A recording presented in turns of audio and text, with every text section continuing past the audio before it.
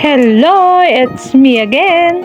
Ang simpleng buhay. Ito nga pala yung mga sangkap na ginagamit ko sa pagmamarinate doon sa niluto kong inihaw na manok tsaka baboy. Ayan, so kailangan linisan natin maigi yung ating karne.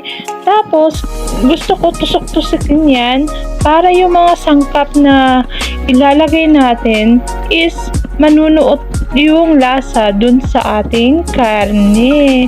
So, ganyan. Ginamitan ko na ng kutsilyo kasi yung time na yan, wala akong toothpick. So, kutsilyo yung ginamit ko para mas natin yung lasa.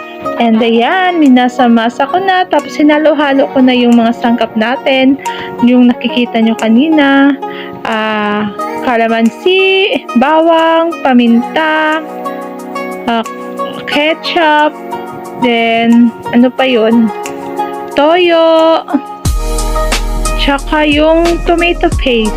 Gusto ko para sarap na sarap at tsaka hindi na ako gumagamit nun ng suka. And then,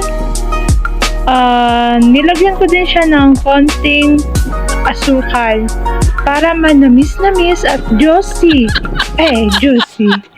Juicy yung natin, inihaw. Ayan lang.